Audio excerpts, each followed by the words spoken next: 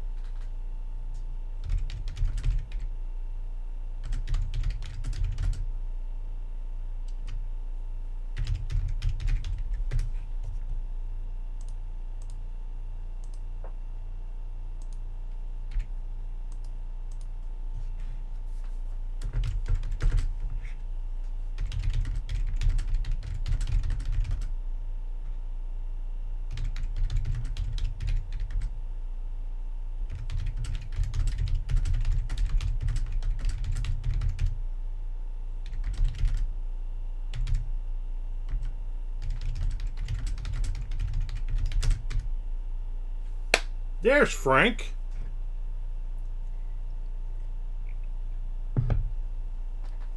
Happy New Short Story Day. Oh, well, thank you. Thank you very much. I appreciate it. Happy you being a grandfather. You're gonna be spiffy mug you got there. It's a Kit Kat mug.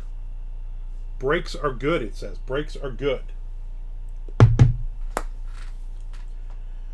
Ben says, greetings, salutations. A little busy at work, so I'll be working. Hope you have a good writing session. Well, thank you, Ben. I appreciate it. Ben, I need you to contact me. I don't know if you know that in about a week is MondoCon, and on the Saturday, whatever the Saturday is, the 3rd, August 3rd, from 10 to 12, people are coming here from the Clay County Writers Group to hang out. And I would like to invite you to come and hang out with us for a couple of hours. And I'm going to give some kind of presentation on something or other. And you'll meet some more, you'll meet the crew of MondoCon writers and whatnot. But give me a, message me so I can give you all the information. Just got back from Hershey, Pennsylvania. I saw you were roughing it in at a campground that didn't look all that rough. MondoCon, wish I could go. Nope, you are not coming. No. We don't let grandfathers come to these events. We like it to be hip, young, and fresh. That would be awesome. So send me, I don't know if you have, I think you have my email, right? Whatever you have, send me a message. Alright? So that I can give you the pertinent information, like my address. Like I said, it's that Saturday, the first Saturday in August, 10 a.m. to about noon. So you can come hang out with us. Basically, all the group from lunch, plus Mike, who was not there, and 3 people from other states will be in, including Mr. Frank, whether he admits it or not.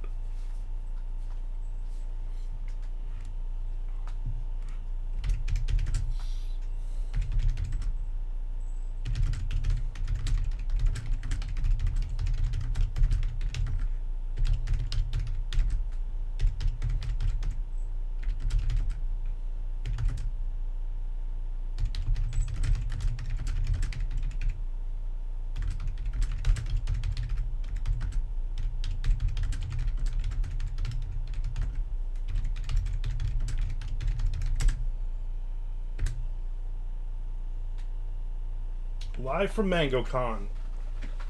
I can DM on Facebook. Perfect. DM me on Facebook.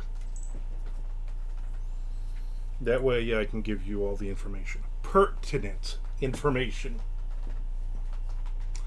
I already wrote a bunch this morning. I wrote 1,400 words. I finished a short story this morning that I had been working on for a future series. More of a reader magnet type of thing. I finished that story. That will be after Down and Dirty series is done. That will be the next series. Little Smokies. Yes, this is Nashville, right? Tennessee Smokies shirt from when I went to Tennessee. And people were smoking there. There was people with cigarettes and cigars and stuff. It was crazy what they do in Tennessee.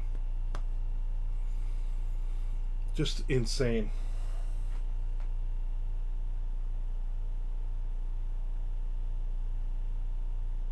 Sean Cull, thank you for the subscription. I appreciate that. That is awesome. Want to remind everybody to resubscribe and also subscribe to my YouTube to watch things I'm doing on YouTube.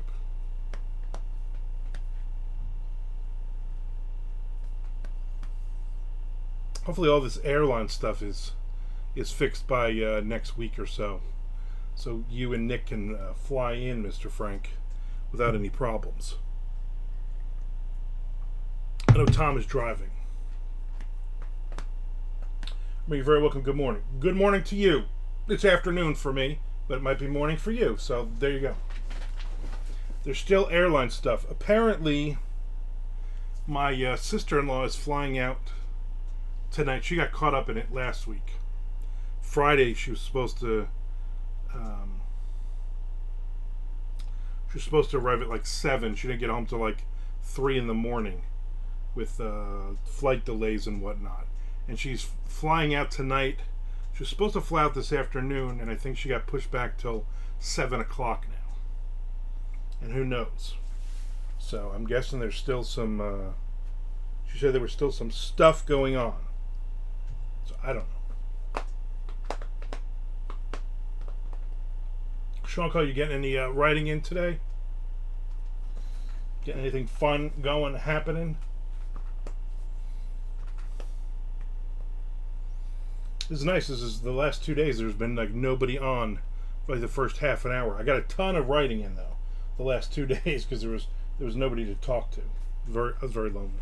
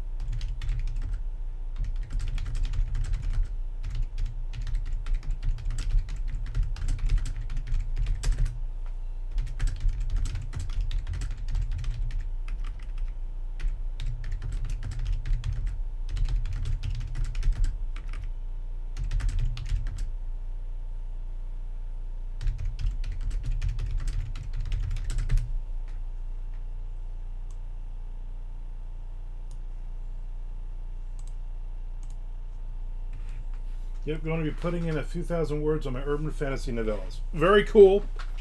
Good luck with that. Like I said, I started a brand new short story just now. Probably just write like a page on it. Just to kind of get it started.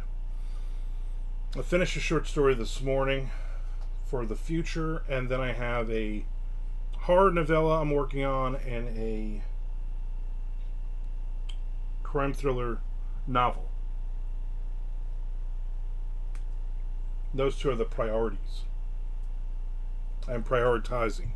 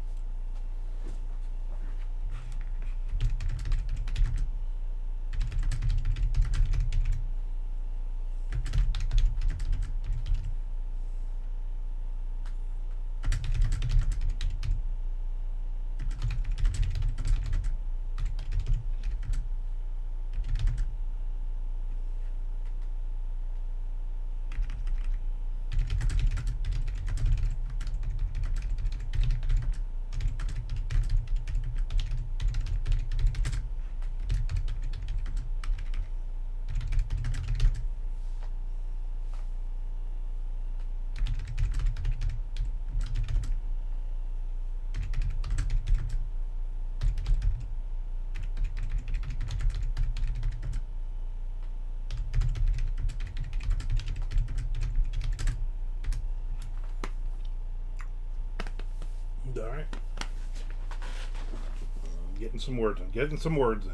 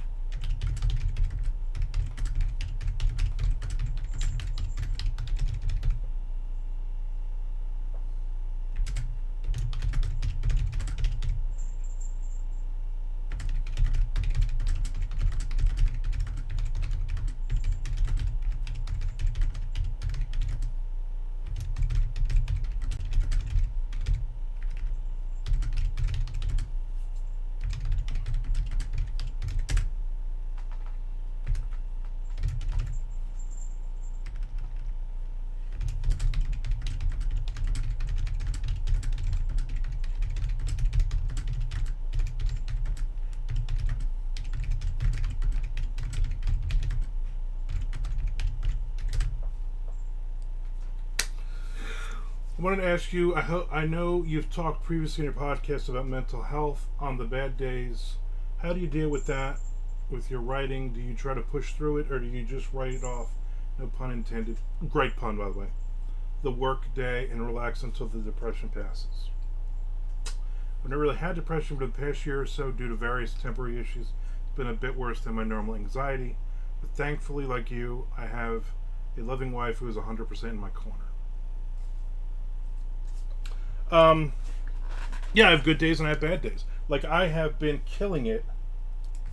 I have written every day since the Sunday the 14th. And the 2 days before Friday and Saturday was only because we were in Philadelphia. And Friday was a driving day, and Saturday was I had the book signing at Vortex Books, and then we went to the hotel and hung out. So, but Sunday I wrote while I was in the hotel. Monday I wrote when I was in the hotel. Tuesday morning before we left I wrote, and I've written every single day since, and at least 1,500 words a day, because I am in a mentally a good place. But now over the course of the year, I've missed a lot of days writing, and I try not to beat myself up over it. I also try not to go 2 days in a row. If I'm depressed today and I'm like, I'm not gonna write, then I don't write, and I do other things, and I play Minecraft, and I watch Shark Week shows, and I just do other stuff to get out of my head and try to get in a better mood. Which depression, it's not an easy thing to do. There's no magic to it that you can just go, well, I'm just going to turn this off now. 2 or 3 days of it though really is not good, because then that depresses me when I'm not writing. So yeah, it's not easy. I mean, it's not easy. I cycle, and even though like my wife was not home and now she leaves, my sister-in-law flies out again today till Saturday, so my wife won't be home. She went to work this morning, and then she'll go right to her mother's, and she'll be gone until probably very late on Saturday. So I will see her Sunday and Monday, or Sunday. Monday she goes to work, and then and she goes to work on Tuesday, and then Wednesday on will be stuff for MondoCon. So she'll actually be home, but so I'm not going to be spending a lot of time with her, and we just got a million things coming up. So I'm very stressed. I have this eye tick I've had for the last couple of days, and it's come back again today, where it just underneath my eye, the skin just annoys the shit out of me, and it's a stress thing, and I'm very stressed right now. But I'm trying to focus on the work, focus on the writing, and get shit done. It is not hard. Ms. Frank says, well, no changes on flights so far. Freaked me out. I'm glad you checked though, because you just don't know what's going on in the world. Sorry I couldn't make it to the book signing. You know what? You could have made it. Don't say I couldn't make. You could have made it. You could have driven 15 hours to come and see my book signing. So don't give me that crap. I was gonna go to Vortex, but they're closed Mondays and Tuesdays. Yeah, they're closed. You could have gotten one of my signed books. I think there's like 2 or 3 of them left. That's it. I did very well. I did very well. They sold out of Hi, I'm Bigfoot, and Abandoned. He completely sold out. Right after the signing, basically, people came in later and bought copies, and I still have, I think, 2 or 3 copies total left. You could have. You should have. You should have. But you know what, Ben? That's fine. Because when you do a book signing 14 or 15 hours away, guess who's not coming? This guy. This guy. I'm pointing at myself. In case the webcam thing is wrong. You can't see what I'm doing. Exactly. Oh, it is, it is what it is. What is it? It is. There's Moody Abigail lurking. Appreciate you popping in. Hope you're getting some writing in, some stuff in.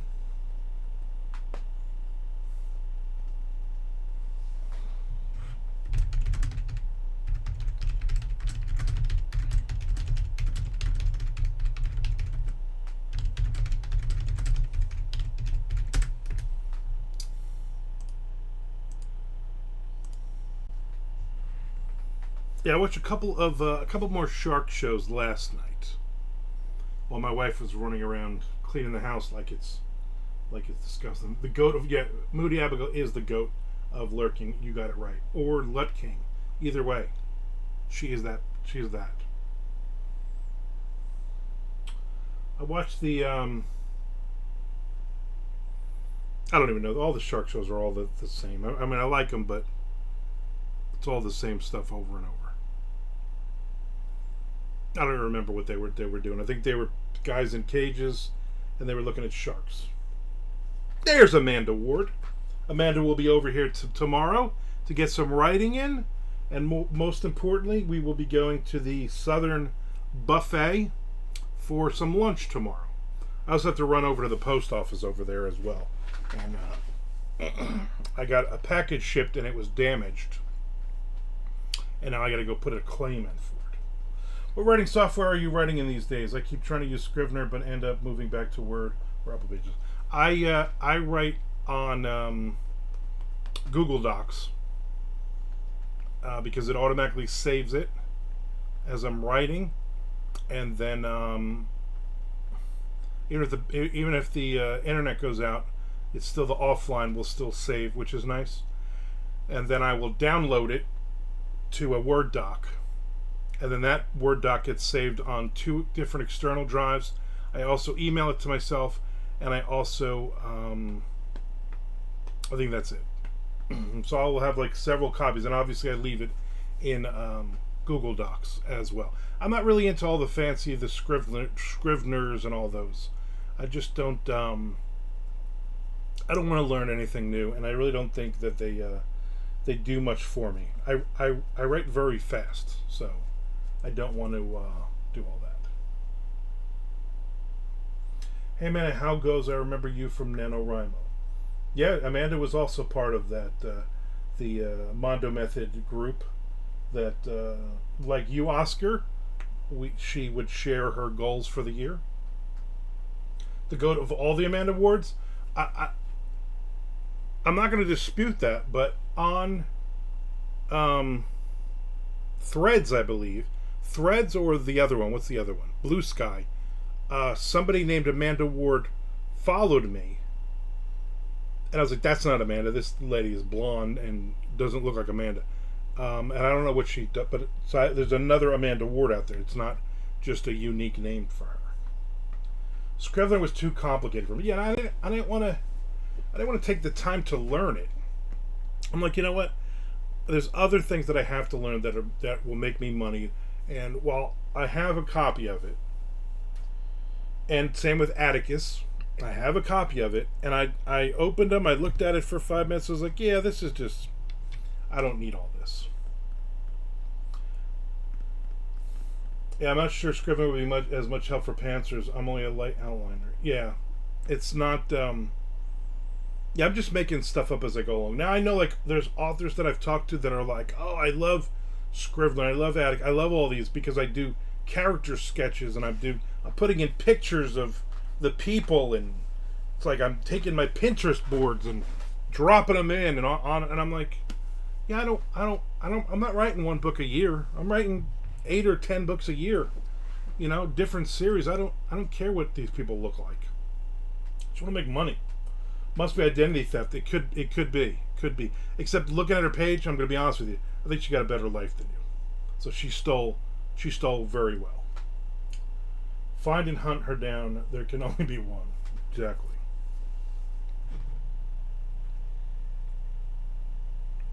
I don't even know if she's a writer. I don't think she's a writer. What happens with me is that when I try to outline more heavily, then I finish and I feel like the story's done. I wonder, why do I need to write this? That's my problem with outlining. That is exactly my problem with outlining. I outline, I feel like, well, the story's done. I've wrote the story. There's no, there's nothing more. Now I can sit down and fill in all the blanks, and it might change a little bit, but I already know the story, and now I'm bored. Maybe I need to steal her life. You should, right? That might be the way to go. My knee is hurting me today again. I'm gonna do some icy hot on it. Trying to spray to the cat's face. So for some reason over the last week, whenever I get out of this chair, even if I get out of the chair to go get a cup of coffee or go to the bathroom or something, the cat who's in the hammock in the window here, she immediately jumps in my chair and then lays down. I shot a video of it yesterday. It was on TikTok and also on Facebook. But she did it like twice already for me today. And I'm like, stop doing that. You know I'm coming back. You can see there's words on the screen.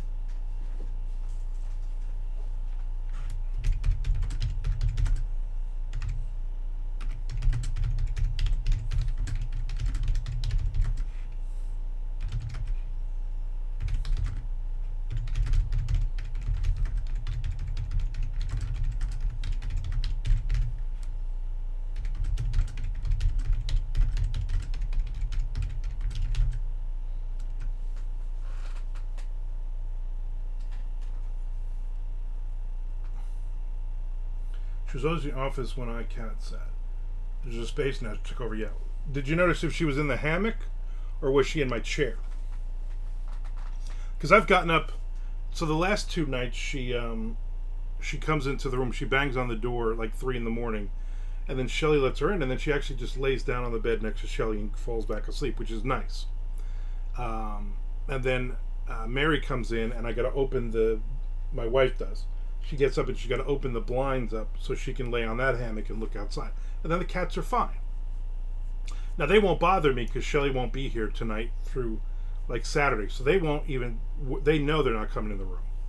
But I'll get up tomorrow morning, and I'll have to leave the blinds open a little bit because I know she'll be in the hammock looking outside. Oh yeah, my dog always steals my spot too, or just lays down on top of my MacBook. Well, that can't be good. Hope it's not a huge dog. I think your chair. Yeah, she's become a big fan of this chair. She also was a big fan of from the hammock climbing up on my desk to jump on the chair, and then she knocked over a full cup of water. So my planner, the July page at least, is all wavy and gross. I would have choked her to death, but I guess you're not allowed to do that with cats or people.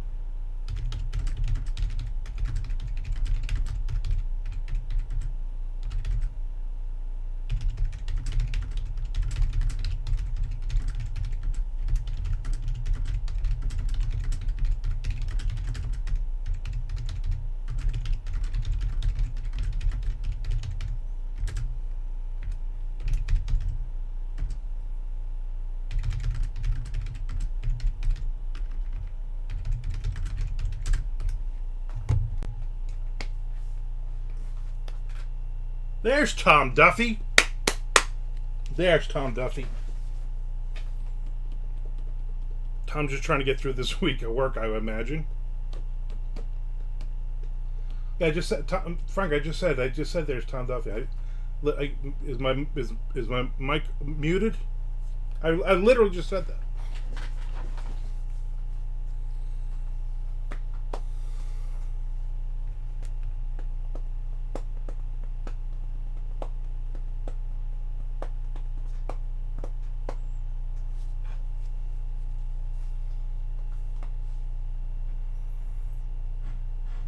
Man, you got to get here as early as you can tomorrow so we can get some right again, because at like 11 o'clock, 11:30, we got to go to lunch.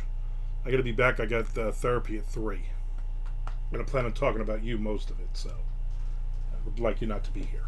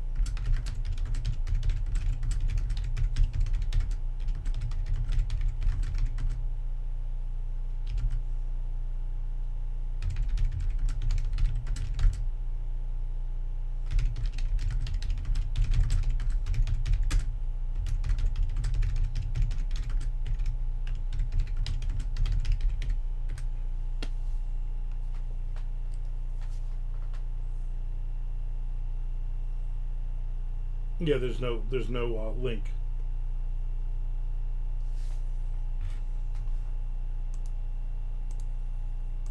Yeah, I don't think you can add a link in here. That's fine.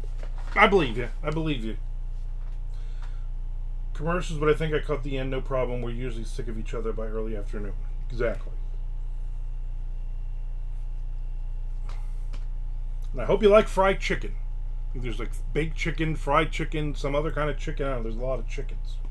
If you look up the letter B and Mac, B Mac, it's a buffet, but the one in Callahan we're going to. Takes about 20 minutes to get out there. Well worth it. I'm not a fan of chicken on the bone, but there are other things that I like there that I will eat. So only bring coffee tomorrow. Don't be bringing me any food, please, please. All right, I'm probably gonna do another couple of lines here. Got to the next page, which I'm happy about. Guess Nick's not around.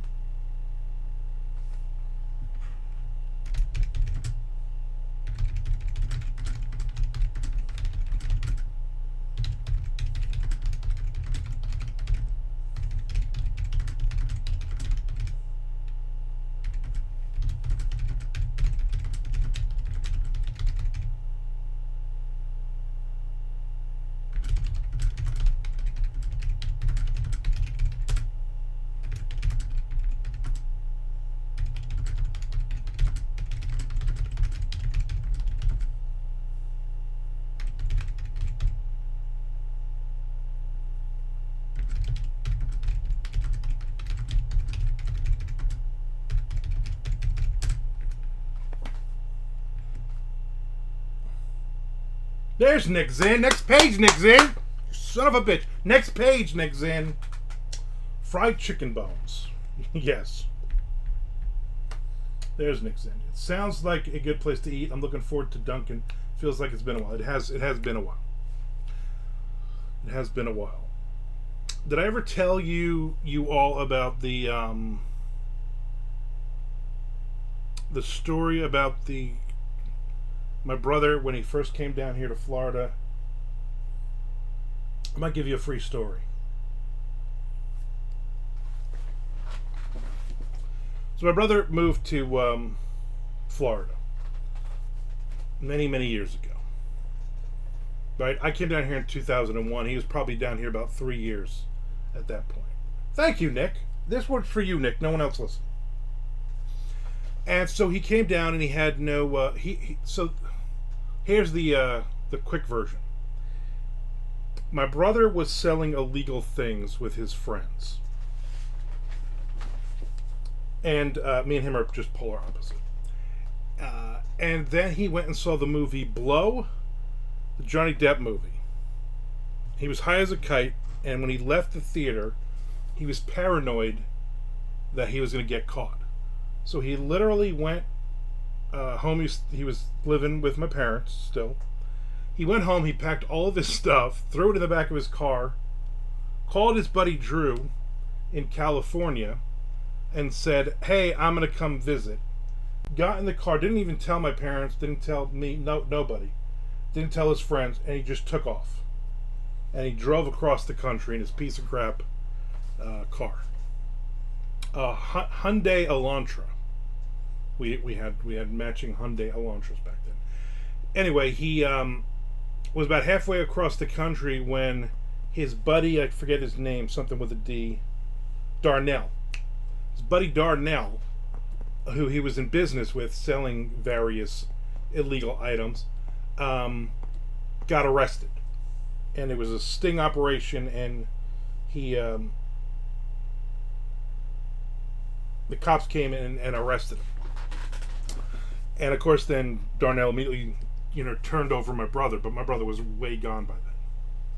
So then my brother went to California. He was there for 6 months maybe, and he actually went to Minnesota or wherever it was, from the Mallrats movie, because he knew Kevin Smith, he knew Scott Mosier, he knew all those guys.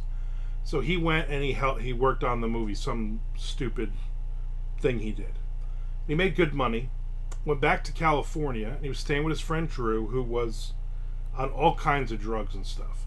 Drew was, we grew up with him. He He lived up the top of the block when I grew up. Johnny Depp saves another citizen, right? This guy is, I mean, he's amazing. And so Drew had a lot of guns. And he was living in an apartment in LA, and he would shoot the guns in the apartment. And then the cops would come. And my brother thought, well, I'm going to end up going to jail.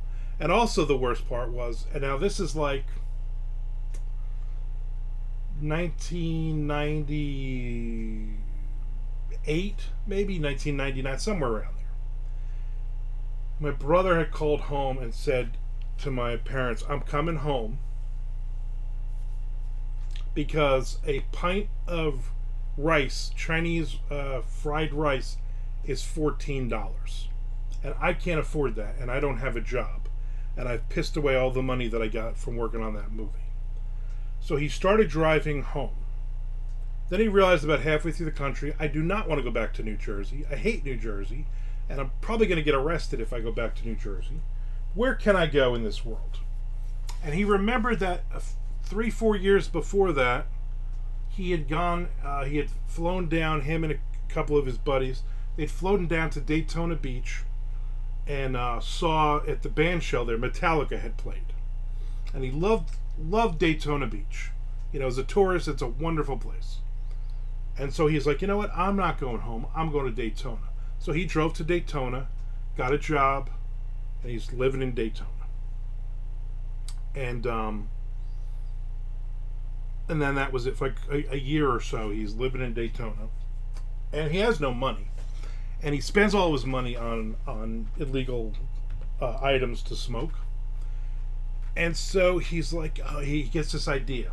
Here's the actual story now. So he goes to the Chinese buffet. And he's wearing his camouflage pants. And so he's eating he's just eating and eating and eating like till he's like stuffed. And they have chicken on the bone. So he piles on his plate a bunch of chicken. And then when the waitress, when she goes in the back, he takes the chicken and he has Ziploc bags in his pockets of his camo pants. And he fills the bags with chicken. Then he says that when the woman comes out, he says, do you have any more chicken in the back?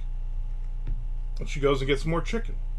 And then he takes that chicken, he eats a couple pieces, and when she walks away, he puts all the chicken in the other bags. He fills these bags with chicken. And then he's taking like egg rolls, he's just filling up his pockets with food, Ziploc bags. And then the lady comes back to take his plate. And he says, oh, is there more chicken in the back? And she says, and this is going to be a very racist way I do this, but I'm sorry. I apologize ahead of time. And she says, where are the bones? Because there's no bones on his plate. He's eating like 40 pieces of chicken, and there's like two that he legitimately ate that the bones are there. Where are all the bones? She starts yelling at him. So he's like, holy crap. So he gets up, he's like, let me just pay. So she's like, she starts screaming, she's going to call the police. So he just runs out and runs down the block and goes back home. So he got a free meal out of it, and he said he ate chicken for like the next 3 or 4 days. Because his pockets were filled with, and if he could have figured out a way to scoop the rice into the Ziploc bags without making a mess, he would have done that too. So every now and then, for no reason, somebody in my family will just yell, where are all the bones? So there you go. There's another wonderful, wacky Rosamilia story. Did you write that into a story? I might have. I feel like I did at one point. I feel like that was in a story somewhere. It had to have been. A lot of the crazy crap that are in stories is stuff that my brother did. Did I ever tell you about the Ichabod's was a bar. I don't know if it's still there. Ichabod's in that is pretty hilarious. Ichabod's is a bar in Seabright. Well, yeah, he wound up getting very lucky in life, married to a multimillionaire. That is a scene-worthy story. Yeah, that's. I'm sure I wrote it in something. I'm gonna have to go find that. So the other one is my brother. We're hanging out at Ichabod's in Seabright, and it's like the whole block. All of us all grew up around the same age, so we're all hanging out. And there's this guy Tommy that didn't live across the street, but he lived diagonal. So anyway, we're all hanging out, and Tommy always thought he was a ladies' man, and he was not. So Tommy's checking out this waitress, and she's coming around. He's like, "Man, she's really cute." And everybody's like, "You should talk to her. You should ask her out and stuff." And he's like, "No, no, no." And so they're just pushing him and pushing him. So in the meantime, my brother goes up to her and says, "Listen, there's like a dozen of us hanging out. You see the guy there? That's Tommy. He is going to hit on you, and it's going to be awkward and funny. I want you to... No, not Tommy Duffy. Different Tommy. Not Tommy Clark either. There's a big tip in this if you play along." And she's like, "All right, I'm game." So she comes around, and he says, like, I don't even remember what he says. Like, just something really... "What can I get you?" She says to him, "Well, what can I get you?" And he's like, "I'll have a beer, and also later I'll ask for your number." And she smiles at him. She's like, "Maybe," and she walks away. Now he's like, "Holy crap!" You're not expecting that. So anyway, so she plays it. I mean, for like the next hour and a half, she is just anything he says, she's laughing. He's making dumb sexual innuendo. She's playing along. I mean, she is killing it. She knows she's getting a good. He's getting a. He thinks he's getting somewhere, and we are loving it. So my brother again goes up to her and says, Here's a phone number. Give her the phone number. Give him your phone number." And she's like, "No problem." So we're getting towards the end of the night, and everybody's thrown in. Well, Tommy went to the bathroom, and everybody pitched in like an extra $10-15 each. I mean, this chick made like $200 and something just on tips that night. So as we're getting ready to leave, because we're going to go to Tradewinds. Tradewinds was like right down the block. We're going to go to Tradewinds and hang out. So as we're getting up and we're getting ready to go, you can see Tommy. There's no way Tommy's going to talk to this girl again. Like, he just had no game. She comes over to him, and she takes his hand, and she puts the piece of paper in his hand, and she says, "Call me." And she just walks away. And now he is losing his mind. Oh my God. So we go to Tradewinds, and we're following Tommy around because he keeps showing everybody we know, like everybody's there. He keeps showing everybody the number, and we're all just like, shut up, shut up. So he's flying the whole night. We get home. The next morning, my brother called bright and early. My brother called, "Tommy, did you call that girl yet?" No. I'm going to wait till later. I think I'm going to call her, see what she's doing tonight, whatever. He's like, "Hey, do me a favor. Tell me the number. Better get, sing the number." He's like, "What?" "Sing her phone number to me." And he goes, 8675. You sons of bitches. My brother wrote 8675309 as the girl's phone number. 732 area code. So next thing I know, Tommy comes flying across the street, opens the door, comes right in the house, flies up the steps. My brother's in his room laughing his ass off. I'm in my room laughing. He was so pissed. He didn't hang out with us for like 2 weeks after that. He was so mad, and everybody knew that my brother had messed with him and just totally screwed him over. Also a good story, I think.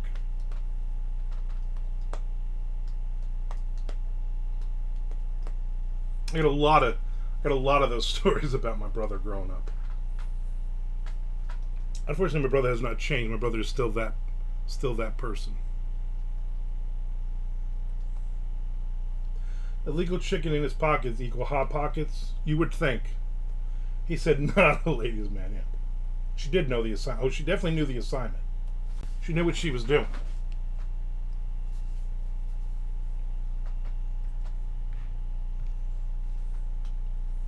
I'll tell you one more story. Not really my brother, but it has to do with my brother. Nick, you're getting your money's worth today. And I don't feel like writing anymore. Between marriages, I was living in Keyport. And I was dating a girl who lived down in Bricktown. And we worked together. Remember the time we went to Club Benet and you branded chick in the parking lot? Club Benet parking lot was a whole lot of fun back in the day. Anyway, so we drive down to meet Maria and her friend Val, and it's me and my buddy Ross are driving my dad's van. I'm driving the van, and my brother and his buddy Steve Falcone are driving my brother's car. Okay, so here's her address. You know, this is 90s, so you just gotta kind of find your way. We meet at Maria's. We hang out for like 5 minutes, and then we drive over to Seaside Heights, and we're wandering around Seaside Heights for a couple hours, hanging out, having a good time. How big was Maria's hair? It was like 1993, maybe. So it was really big. It was very, very big. The way I knew that Maria liked me, we worked together. I was technically her boss at the shoe store. When I would go down there on Mondays, I would work the store in Brick, and she was like a new hire, and she was like, I was like 23, 24. She was like maybe 21. I know she was at least 21. Huge hair, huge ass, and she bent down one time and she was wearing a red thong. And then she looked back and she did it on purpose. She saw that I was looking, and then we had sex in the back. Anyway, so we hang out with them for a while. At one point, my brother and Steve Falcone wander off.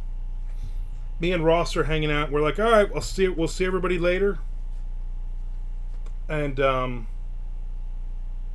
I dropped Maria and her friend Val home. I don't know where my brother went. I don't know where Steve went. The next morning, Maria calls me and says, "You're not going to believe this, but I guess your brother hooked up with some girl in Seaside Heights, didn't tell Steve, and just left. And so Falcone walked, and like this is like not like this is Seaside Heights to Bricktown. You know what I'm saying? This is not like it's a mile. This is like 20 miles or something he's walking. He walked back to Maria's house, which he had only been to one time a few hours before. And he walked back to her house and knocked on the door. And she ended up, her father answered, like, what the hell's going on? And she ended up having to drive him home. Which is funny. And the whole time, like, when we get down there, Steve was he thought he was big man all the time. I didn't really like the guy all that much. But he did illegal things with my brother all the time. He was like, remember him saying to my brother, because my brother's like, I'm going to bang this chick Val, which he never did. And Steve, I'm not jumping on that grenade. I'm not fucking this fat chick. There's like no way. But I'm thinking the whole time, yeah, I'm actually doing that. But don't worry about it. And then like maybe 2 years later, he snorted a lot of cocaine and had a heart attack, if I remember correctly. But he was like 23 years old or something like that. There you go. Just weird that he walked all that way. He'd only been to the girl's house one time, hours before. It's kind of odd. There you go. There's another story for you.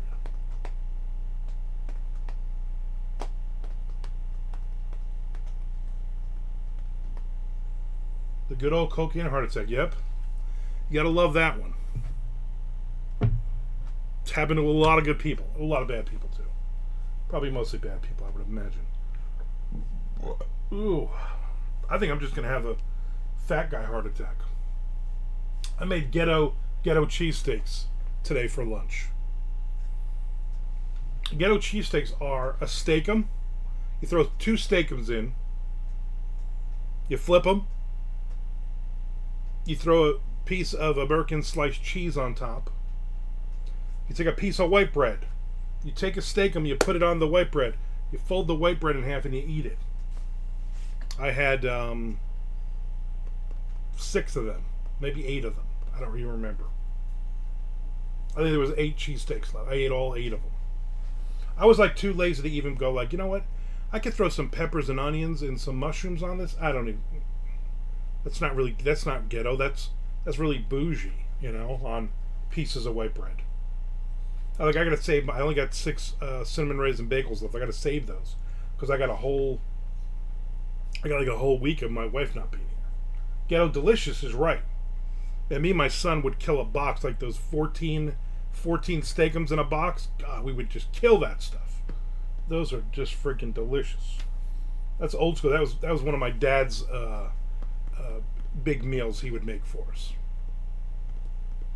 When I was like, I'm not cooking dinner, and my dad was, we had no money, and he was also too cheap to order a pizza. He'd be like, all right, go get the box of steakums and the white bread.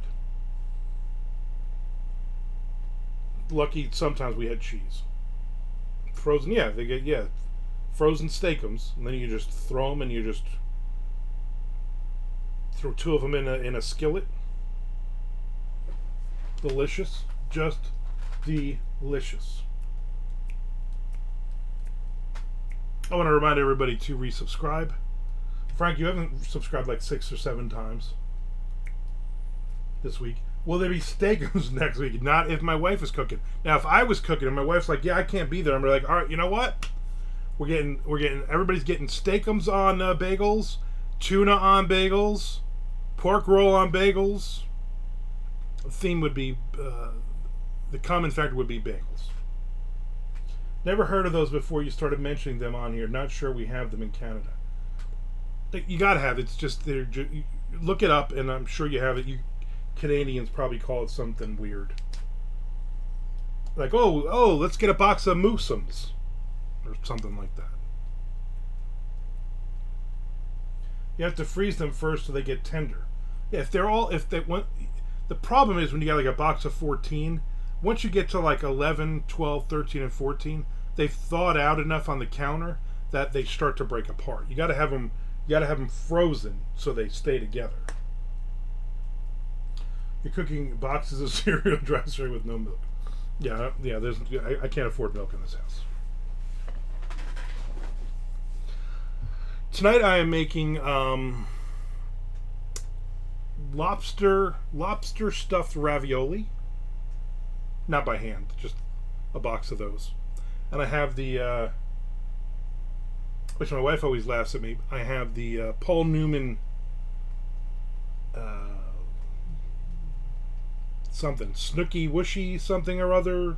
It's got like a bunch of different vegetables in the sauce. So I'll make that. I'll eat about half of it, and then tomorrow I will make pasta for lunch or for dinner. But not for lunch because we're going to the buffet. So for dinner tomorrow I'll make that.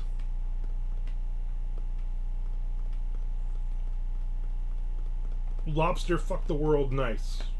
Or for the win, whatever you kids say now. FTW was always fuck the world when I was a kid. Yeah, for the win. All right. You Canadians, you can't say anything bad. Yeah, that's it. Like we got them from like Costco or what's that other whatever those places are, the big giant warehouse, Sam's Club. I'm not eating anything called Snooky Wookie. I don't know if it's called Snooky Wookie. It's something like that. I don't know. I'm gonna have to look it up. I'll let you know on Friday what the name of it is.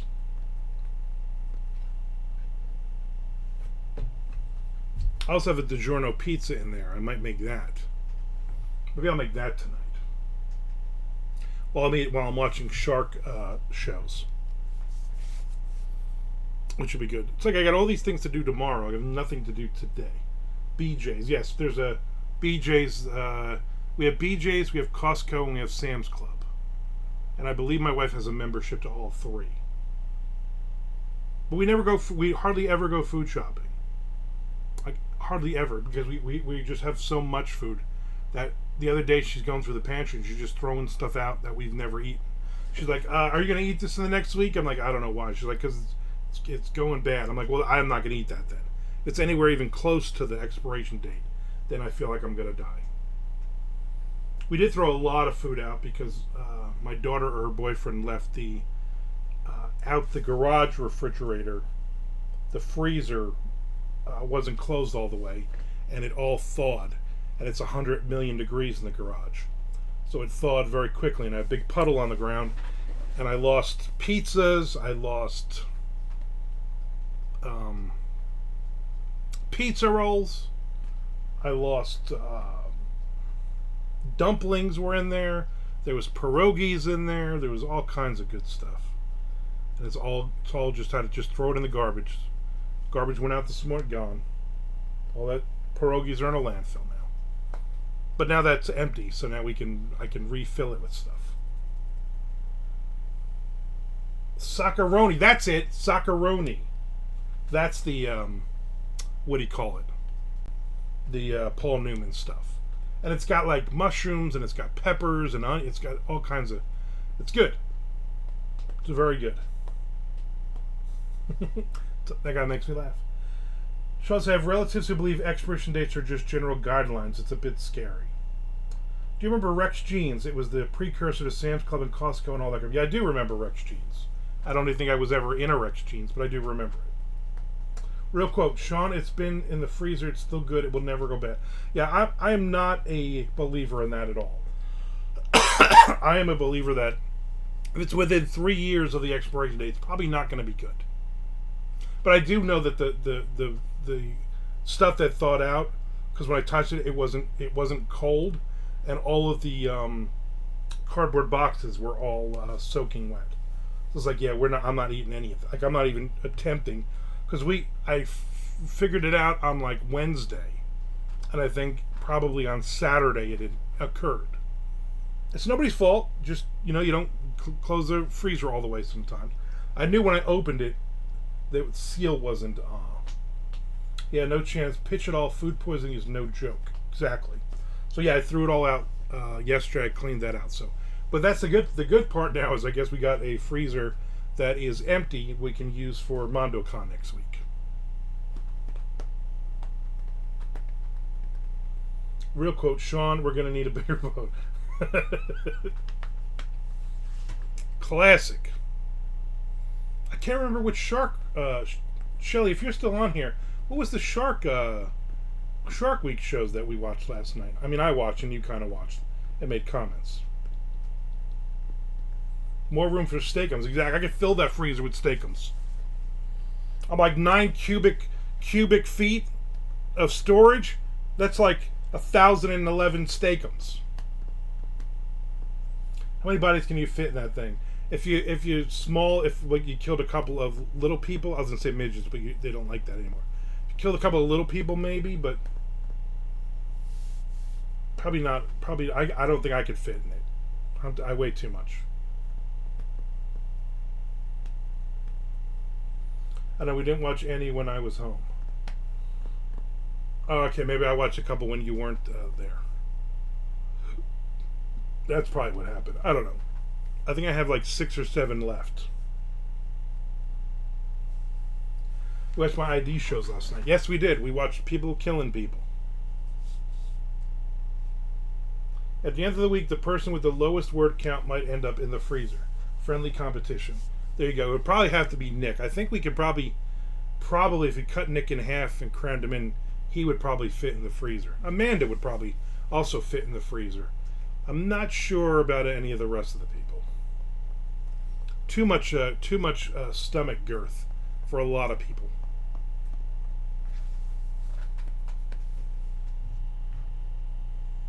It's bothering me that I don't remember what the shark shows were that I watched. The freezer isn't a threat. It'll be like back on. That's true. We'll open it up like a week later, and Nick will be like, "Hey, can you close that? It's getting warm in here."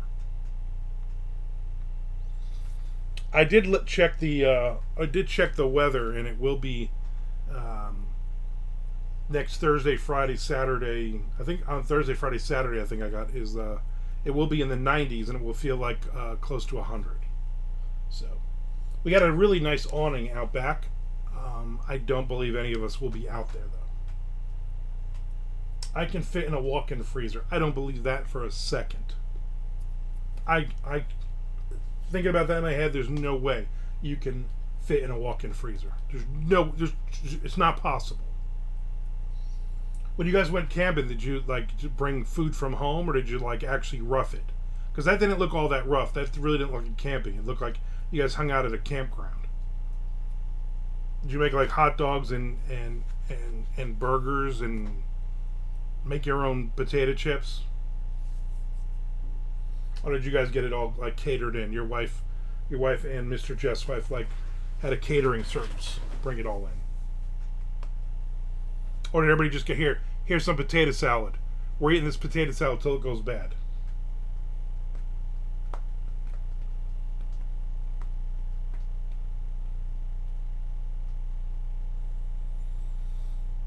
We also have a lot of bread in this house. Maybe one of the things I'll do if I get bored over the next couple days, Shelly, if you're listening, I'm going to take all of the bread products and put it in the empty freezer. That way we'll have we can actually see what breads we have. There's also cookies and pasta as well in that. So I'll put all that in that freezer so we get an idea of what we have and don't have. Because the giant freezer is just overstuffed. It's filled to the top. I don't even know what the hell is in there at this point. Are we making? Do we have ribs in there? Do we have? Is that deer that we killed in the backyard? Is that venison still in there? We don't know. We have no idea. Maybe somebody ate the venison. Who can say? I'm not a fan of venison. I've had it once. Not really, not tasty to me. It has nothing to do with don't kill Bambi, blah blah. It's just a taste thing. If anything is if you say, hey, this roadkill is delicious, I'm gonna eat it. I don't know. All right, so I got 500 words of this story done. I got 1,400 words of a story done this morning. I will be writing again since my wife will not be here tonight, so I will get some more writing in. I will not be on tomorrow, I don't believe. I might be on later in the afternoon tomorrow, after Amanda is here, getting some writing in tomorrow, me and Amanda. Also getting some lunch, the buffet tomorrow.